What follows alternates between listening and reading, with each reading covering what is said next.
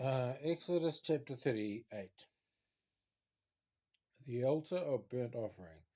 They built the altar of burnt offering of acacia wood. 3 cubits high, it was square, 5 cubits long, and 5 cubits wide. They made a horn at each of the 4 corners, so that the horns and the altar were of one piece. And they overlaid the altar with bronze. They made it all its utensils of bronze, its pots, shovels, sprinkling bowls, meat forks, and fire pans.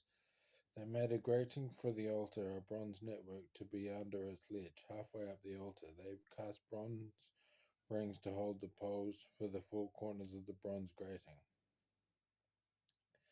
They made the poles of acacia wood and overlaid them with bronze. They inserted the poles into the rings so they would be on the sides of the altar for carrying it. They made it hollow out of boards. The basin for washing. They made the bronze basin and its bronze stand from the mirrors of the woman who served at the entrance to the tent of meeting, the courtyard.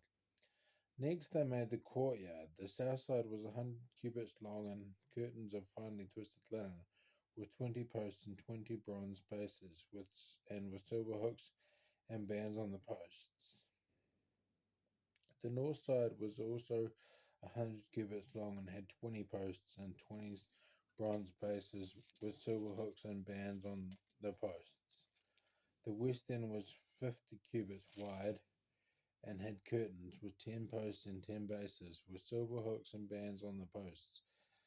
The east end, towards the sunrise, was also 50 cubits wide. Curtains 15 cubits long were on one side of the entrance, with 3 posts and 3 bases, and curtains 15 cubits long were on the other side of the entrance to the courtyard, with 3 posts and 3 bases. All the curtains around the courtyard were of finely twisted linen.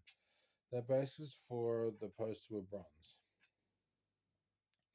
The hooks and bands on the posts were silver, and their tops were overlaid with silver, so all the posts of the courtyard had silver bands.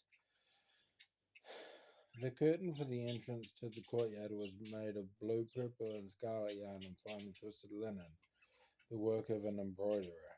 It was 20 cubits long, and like the curtains of the courtyard, 5 cubits high, with 4 posts and 4 bronze bases. The hooks and bands were silver, and their tops were overlaid with silver. All the tent pegs of the tabernacle and of the surrounding courtyard were bronze. The materials used. These are the amounts of the materials used for the tabernacle. The tabernacle of the covenant law, which were recorded at Moses' command by the Levites under the direction of Ithamar son of Aaron, the priest. Bezalel son of Uri, the son of Hur, of the tribe of Judah, made everything the Lord commanded Moses. With him was Aholiab son of Ahishamaach of the tribe of Dan, an engraver and designer, and an embroiderer in blue, purple, and scarlet yarn and fine linen.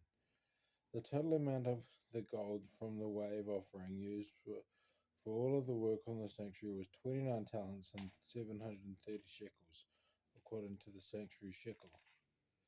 The silver obtained from those of the community who were counted in the census was 100 talents and 1,775 shekels, according to the sanctuary shekel. 1 beker per person, that is half a shekel, according to the sanctuary shekel, from everyone who had crossed over to those counted 20 years older or more, a total of 603,550 men. The 100 talents of silver were used to cast the bases of the sanctuary and for the curtain, 100 bases from the 100 talents, and 1 talent for each base. They used the 1,775 shekels to make the hooks for the posts, to overlay the tops of the posts, and to make their bands. The bronze from the wave offering was 70 talents and 2,400 shekels.